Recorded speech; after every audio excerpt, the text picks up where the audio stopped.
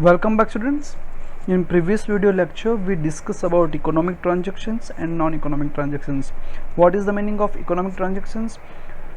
A transaction which can be measured in monetary value, it's called economic transactions, and non-economic which are not measured by economic or a monetary value, it's called non-economic transactions. Economic transactions में हमने 3 categories पढ़ी थी. First is cash, second is credit and third is not a credit, neither a cash. It's called other transactions. Now we move further for our cash and credit transactions identification के बारे में पढ़ा है हमें. So identification of cash and credit transactions. What is the meaning of cash and what is the meaning of credit transactions? So cash transactions के बारे में हम बात करेंगे तो उसमें क्या आएगा कि कैश एक वर्ड लिखा हुआ है, क्या है? कैश. सो आपने कभी ना कभी कैश के बारे में सुना है, आपने उसमें यूज़ भी किया हुआ है. ठीक है, आपके मनी पॉकेट में रहता है, वो कैश ही रहता है. हम जब भी किसी शॉप पे जाते हैं, कुछ गुड्स या तो फिर सर्विस परचेस करते हैं, ठीक है, तो उसमें क्या रहता है कि हम इमीडिएटली उसे पे कर देते हैं. It's called cash transactions. So there is an exchange through a cash और बैंक. हमें आइडेंटिफिकेशन कैसे करना रहेगा, वो कैश है कि क्रेडिट है. तो जब भी हमने कोई भी गुड्स परचेस किया है, सर्विस परचेस किया, तो उसकी हमने जो एक्सचेंज कर रहे हैं गुड्स या फिर सर्विस का, तो इमीडिएटली हो जाएगा कैश और बैंक के थ्रू. या तो फिर उसे हम सीधा सीधा कैश दे देंगे या तो फिर चेक दे देंगे. इट्स कॉल्ड कैश और bank. In such transactions the word cash is mentioned. हमारे पास कैश जो वर्ड होगा वो मेंशन किया होगा उसमें. अदरवाइज जो कैश मेंशन नहीं है और किसी पर्टिकुलर किसी पर्सन का नाम है तो वो हो जाएगा credit transaction. So in such transactions in the word cash is mentioned. यहाँ पे कैश वर्ड मेंशन किया होगा. If the word cash is not mentioned and the name of a person is not mentioned then also it treated as a cash transactions. वो क्या बोल रहे हैं कि या तो हमारे पास कैश वर्ड लिखा होगा या तो फिर कैश वर्ड नहीं लिखा होगा और पर्सन का नेम भी नहीं लिखा होगा, नहीं मेंशन किया होगा, तो उसे हम कहेंगे cash transactions. And the third is in these transactions bank or cash account is definitely affected and bank और कैश अकाउंट इंक्रीज्ड और डिक्रीज. सपोज यहाँ पे हम बात कर लेते हैं कि हमने यहाँ पे डिपॉजिट किए बैंक में ₹5000. सो बैंक में हमने ₹5000 डिपॉजिट किए तो हमारी बैंक बैलेंस क्या हो जाएगी? इंक्रीज हो जाएगी. और वैसे हमने जो विड्रॉ किया बैंक में से तो हमारे बैंक बैलेंस कैसे हो जाएगी? डिक्रीज हो जाएगी. सो यहाँ पे क्या होता है, बैंक और कैश बैलेंस क्या होगा? अफेक्ट होगा. किसकी वजह से? कैश ट्रांजेक्शन की वजह से. वैसे हम सिमिलरली बात कर लेते हैं. अभी आप कोई भी गुड्स या तो फिर सर्विस आप यहाँ पे परचेस कर रहे हो तो आप जो गुड्स परचेस कर रहे हो उसे इमीडिएटली रुपए पे कर देंगे. आप कैश में उसे रुपए पे कर देंगे तो आपके पॉकेट में से रुपए क्या हो जाएंगे? कम हो जाएंगे. तो इट्स कॉल्ड कैश में क्या होगा? डेफिनेटली अफेक्ट होगा. तो कैश में हमें क्या बताया जा रहा है कि वो तो या तो फिर ऑलवेज कैश और बैंक में होगा, एक्सचेंज होगा वो. सेकंड है उसमें कैश वर्ड मेंशन किया होगा. अगर कैश वर्ड मेंशन नहीं है और किसी पर्सन का नेम भी यहाँ पे मेंशन नहीं है तो उसे भी हम ट्रीट करेंगे as a cash transaction. And the third is इसकी वजह से कैश और बैंक ट्रांजेक्शन्स की वजह से ऑलवेज कैश और बैंक अकाउंट क्या होगा? डेफिनेटली अफेक्ट होगा. The second is credit transactions. What is the meaning of credit transactions? No exchange through cash और बैंक. उसमें हम जब भी ट्रांजेक्शन करेंगे तो उसमें जब एक्सचेंज होगा तो उसमें हम इमीडिएटली रुपए पे करेंगे नहीं, तो उसे क्या कहेंगे? Credit transactions. सो उसमें एक्सचेंज कैश और बैंक के थ्रू होगा नहीं, वो आफ्टर 1 मंथ 2 मंथ 3 मंथ जो भी उसकी डील रहेगी उसके हिसाब से होगा. Second is there is emergence of relations of debtor and creditor. हमने बात की थी डेटर एंड क्रेडिटर का रिलेशन कब क्रिएट होता है? जब भी हमारे पास क्रेडिट में ट्रांजेक्शन होता है. सपोज मैं आपको बात कर रहा हूँ कि मैंने आपके पास से 5000 की बुक्स परचेस की.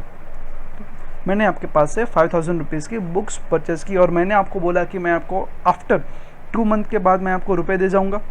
तो वो क्या हो जाएगा? क्रेडिट ट्रांजेक्शन हो जाएगा.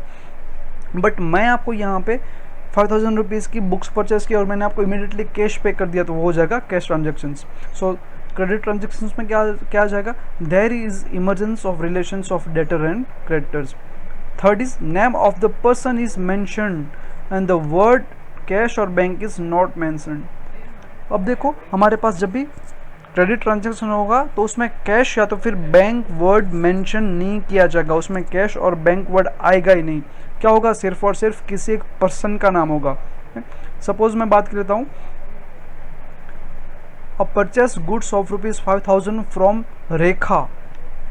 मैंने यहाँ पे क्या बोला, goods purchase of ₹5,000 from Rekha. मैंने रेखा के पास से 5,000 रुपीज़ का क्या किया, गुड्स परचेस किया। तो यहाँ पे कैश वर्ड मेंशन नहीं है, ठीक है, बट किसी पर्सन का नाम मेंशन है तो इट्स कॉल्ड क्रेडिट ट्रांजैक्शन, क्योंकि मैंने रेखा के पास से गुड्स परचेस किया है।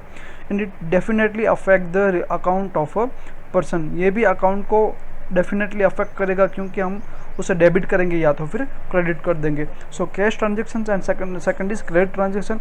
कैश को कैश आइडेंटिफाई करेंगे, कैश में लिखा होगा कैश वर्ड, या तो फिर कैश नहीं लिखा हुआ है और किसी पर्सन का नाम भी नहीं लिखा हुआ है, तो it's called cash transactions. Second is credit transaction. Credit में क्या होगा कि किसी पर्सन का नेम यहाँ पे शो किया जाएगा, उसमें डेटर एंड क्रेडिट का रिलेशन क्रिएट होगा। तो इसकी वजह से हम ऐसे आइडेंटिफिकेशन कर सकते हैं कैश और क्रेडिट ट्रांजेक्शन्स के बीच में। आगे हम बात कर लेते हैं, एक हमारे पास इलस्ट्रेशन देखते हैं। यहाँ पे लिखा हुआ है सीरियल नंबर 1 2 3 4, ठीक है। यहाँ पे ट्रांजेक्शन्स कैसे हुए वो हमें बताया गया है। यहाँ पे हमें आइडेंटिफिकेशन करना है कैश है या फिर क्रेडिट है, और हमें सामने दिखाया गया है रीज़न क्या है उसका। तो सबसे पहला देखेंगे हम, गुड्स सोल्ड फॉर कैश ₹500। देखो यहाँ पे एक वर्ड आ गया cash, goods sold for cash ₹500। अब कैश लिखा हुआ तो हमें क्या बोल रहा था वो, कि कैश लिखा होगा तो कौन सा ट्रांजेक्शन होगा, कैश ट्रांजेक्शन होगा। अब देखो यहाँ पे हमने गुड्स सोल्ड किया हो तो हमारे पास रुपए आएंगे, तो cash increase. Second is goods purchased for ₹800। अब देखो हमारे पास यहाँ पे ना तो कैश मेंशन है, ना तो हमारे पास किसी पर्सन का नाम मेंशन है, तो इसे हम कहेंगे कैश ट्रांजेक्शन्स, क्योंकि ना तो किसी पर्सन का नाम यहाँ पे मेंशन किया गया है, ना तो फिर कैश का किया गया है। So it's called cash decrease. हमने यहाँ पे क्या किया, परचेस किया तो हमारे पास से रुपए जाएंगे। व्हाट गोज आउट, तो हमारे पास से कैश गए, तो कैश क्या हो जाएगा, डिक्रीज हो जाएगा। Third is goods of ₹900 sold to Meena. Goods of ₹900 sold to Meena. देखो हमारे पास यहाँ पे किसी पर्सन का नाम यहाँ पे क्या किया है, मेंशन किया गया है। देखो यहाँ पे ना तो कैश वर्ड मेंशन है, ठीक है, तो कैश मेंशन नहीं है, तो इट मीन्स हमारे पास सिर्फ और सिर्फ किसी एक पर्सन का नाम यहाँ पे मेंशन किया गया है, तो क्या हो जाएगा, क्रेडिट हो जाएगा। कैश वर्ड नहीं है और सिर्फ किसका नाम शो किया गया है, किसी एक पर्सन का, तो क्या हो जाएगा, क्रेडिट हो जाएगा। So no cash word and sold to Meena.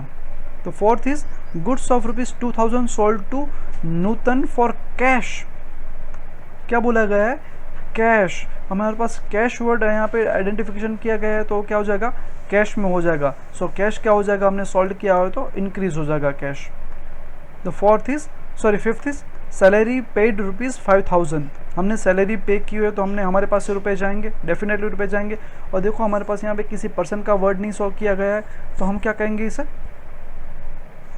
Cash transactions कहेंगे, क्योंकि हमारे पास किसी पर्सन का यहाँ पे मेंशन नहीं है। Sixth is insurance premium paid ₹8,000। हमने इंश्योरेंस प्रीमियम पेड किया हुआ 8,000।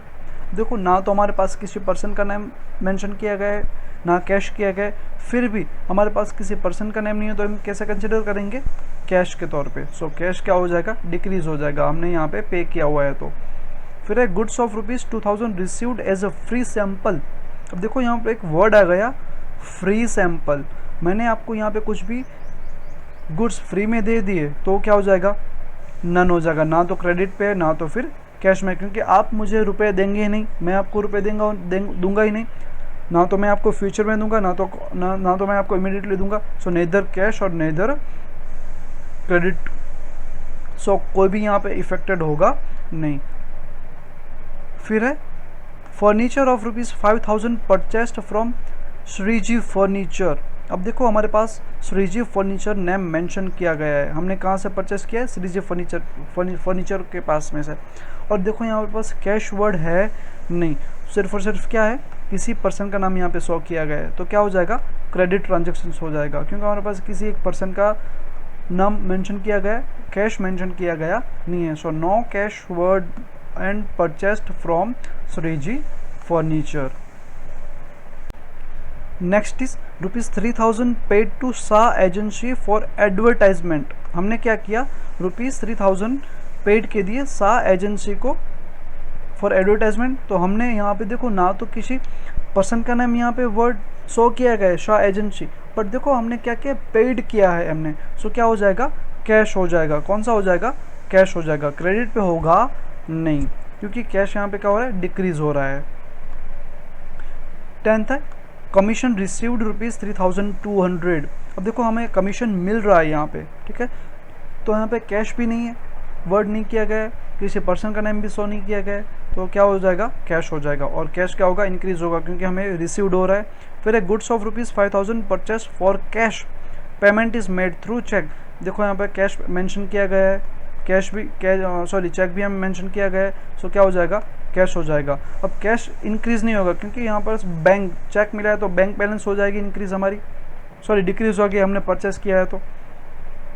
फिर एक goods of ₹6000 sold, payment is received by cheque. हमें चेक के हिसाब से रुपए मिले हैं, चेक थ्रू में रुपए मिले हैं, तो हमारे पास क्या हो जाएगा, बैंक बैलेंस इंक्रीज हो जाएगी, तो कौन सा हो जाएगा, कैश हो जाएगा। फिर है रेंट रिसीव्ड बाय चेक ₹500। हमारे पास क्या हुआ, क्या हो गया, हमारे पास चेक मिला है ₹500 का रेंट के तौर पे, तो कैश क्या हो जाएगा, कैश मिलेगा हमें, तो बैंक थ्रू आएगा, तो बैंक बैलेंस क्या हो जाएगी, इंक्रीज हो जाएगी। फिर telephone bill ₹700 paid by cheque. हमने ₹700 पे किए बाय चेक, तो क्या हो जाएगा, बैंक बैलेंस डिक्रीज हो जाएगा, क्योंकि हम पे कर रहे हैं।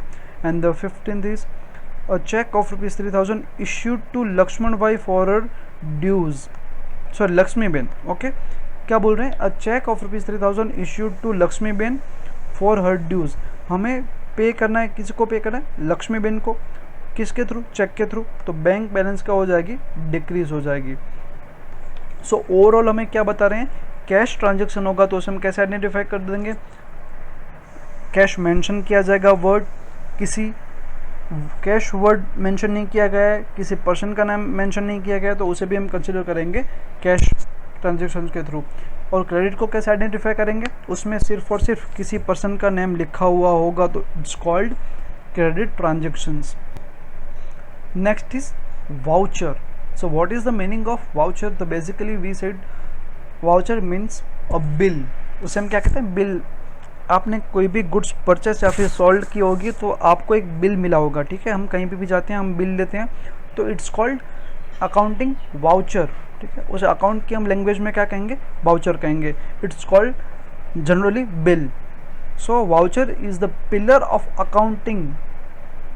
अकाउंटिंग का वो क्या है, पिलर है, क्योंकि बिल रहेगा तो अभी हम आइडेंटिफिकेशन कर सकते हैं कैश है या तो फिर क्रेडिट है, हमने किसको सोल्ड किया है, किसके पास से परचेस किया है, ठीक है, हमें किससे पे करने हैं, किसके पास से हमें रुपए रिसीव होने वाले हैं, वो हम कैसे आइडेंटिफिकेशन कर सकेंगे, जो हमने बिल बनाया होगा। तो बिकॉज ऑफ अगर हमारे पास बिल ही नहीं होगा तो हम क्लेम भी नहीं कर सकते हैं, ठीक है। So first step to write account is voucher. हम कैसे बिल बनाएंगे उसके हिसाब से हम अकाउंट प्रिपेयर कर सकते हैं। So voucher is a written document of business transactions. क्या बोल रहे हैं, voucher is a written document. क्या है, रिटन डॉक्यूमेंट है। आपको कोई बिल देता है तो ऑरेली बिल तो नहीं देता, आपको क्या देता है, किसी पर्ची में देता है।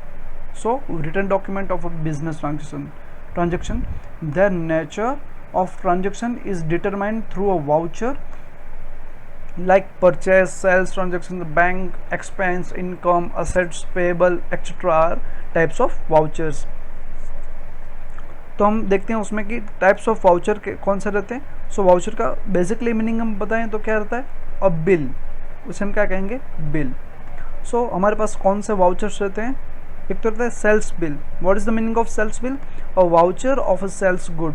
मैंने आपको यहाँ पे जो गुड्स सोल्ड किया, ठीक है, मैंने आपको जो गुड्स सोल्ड किया तो मैं आपको जो बिल दूंगा इट्स कॉल्ड सेल्स बिल। मेरे लिए क्या हो जाएगा, sales bill. Second is purchase bill, voucher of purchase of goods. मैंने किसी के पास से गुड्स परचेस किए, सो मुझे जो बिल मिलेगा उसे मैं कहूँगा purchase bill, right. Third is credit note. What is the meaning of credit note, not for sale return. मैंने आपको जो गुड्स सोल्ड किया था वो आप मुझे रिटर्न देंगे, सो मैं जिस बिल में लिखूंगा तो उस बिल को मैं कहूँगा credit note, because of not for sales return, जो मैंने सेल किया हुआ था वो मेरे पास गुड्स क्या आ गया, रिटर्न आ गया। फोर्थ है debit note, not for the purchase return, मैंने जो गुड्स किसी के पास से परचेस किया था तो मैंने जिस अकाउंट में मैं एंट्री करूँगा कि मैंने इसे गुड्स रिटर्न किए हुए हैं, सो उसको मैं कहूँगा debit note. The fifth is counter foil of cheque, evidence of cash withdrawn from bank, अगर आप बैंक में से रुपए विड्रॉ करते हो तो आप जो भी नोट लिखते हो it's called counter foil cheque. फिर है पे इन स्लिप, तो voucher use to deposit cash in bank, अगर आप बैंक में गए होगे तो आपने अगर डिपॉजिट कराए होंगे रुपए अपने अकाउंट में, ठीक है, तो आप जो भी यहाँ पे क्या करते हो स्लिप भरते हो उसे कहते हैं pay in slip. Seventh is receipt issue, return certificate for amount received, हमें जो अमाउंट मिला है उसके जो हमारे पास नोट्स लिखा जाता है या फिर वाउचर लिखा जाता है, it's called receipt issue.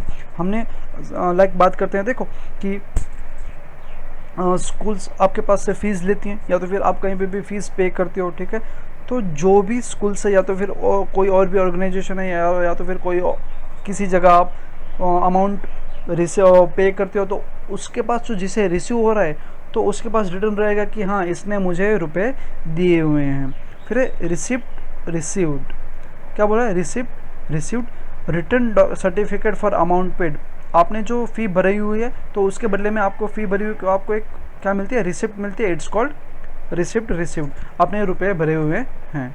And the ninth is expense bill, it's called evidence of expense paid by a cheque और कैश, इट मीन्स वो आपकी एक पर्ची रहती है उसमें लिखा होता है कि आपने इतने रुपए एक्सपेंस के तौर पे पे किए हुए हैं बाय कैश और चेक, और उसमें आपकी नीचे साइन भी आती है, so it's called expense bill. So there are 9 types of voucher. The first is sales bills, purchase bill, credit note, debit note, counterfoil of check, pay in slip, receipt issue, receipt received and expense bill.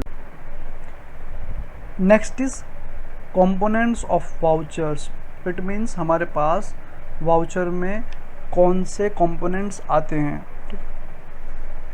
तो हम बात करेंगे voucher में क्या कहेगा, एक तो आएगा name and address of voucher issuer, जो वाउचर इश्यू करता है उसका नेम आएगा और उसका एड्रेस आएगा, ठीक है। The second is name and address of voucher receiver, जो भी वाउचर जिसे जो रिसीव करने वाला है उसका नेम आएगा और उसका एड्रेस भी आएगा। And the most important is date, कौन सी डेट को हमने ये वाउचर लिखा हुआ है, तो डेट बहुत इंपॉर्टेंट है। The fourth is serial number of voucher, like always ज़्यादातर क्या रहता है कि वाउचर में राइट हैंड साइड हमारे पास सीरियल नंबर लिखा होता है इन ब्लू और in red colour. The fifth is amount in figure and words, देखो अमाउंट लिखा होता है फिगर में ₹10,000, ठीक है, 10,000 एंड वर्ड में लिखा जाता है 10,000 ओनली, दोनों में फिगर शो किया जाता है, इन फिगर्स में एंड वर्ड में अमाउंट जितना भी रहेगा वो। फिर सिग्नेचर ऑफ बिल प्रिपेयर, जो भी बिल प्रिपेयर करता है इट मीन्स जो इश्यूर है उसकी भी साइन आएगी और जो बिल रिसीव कर रहा है उसकी भी यहाँ पे क्या आएगी, साइन आएगी, ठीक है। फिर है टाइप ऑफ वाउचर, हमने जो 9 टाइप देखे उसमें से कौन सा वाउचर है वो आएगा यहाँ पे। एंड द अदर डिटेल्स में क्या आएगा, जो अदर नेसेसरी कॉन्टेक्स्ट रहेगा, डिफरेंस रहेंगे एक दूसरे से, तो उसमें बहुत सारी जो डिफ़र कर रही हैं वो सभी डिटेल्स इसमें आएंगी। सो बेसिकली हमारे पास क्या आता है, name and address of issuer, name and address of voucher receiver, date आएगी। मेन इंपॉर्टेंट क्या है, जो इश्यूअर है उसका नेम और एड्रेस, जो रिसीवर है उसका नेम और address, date, serial number, amount, ठीक है, एंड टाइप ऑफ वाउचर। अब ये बहुत ही, ये जो 5 हैं वो बहुत ही मोस्ट इम्पोर्टेंट है, जो एवरी वाउचर में कंसिडर करनी चाहिए और ये होनी ही चाहिए।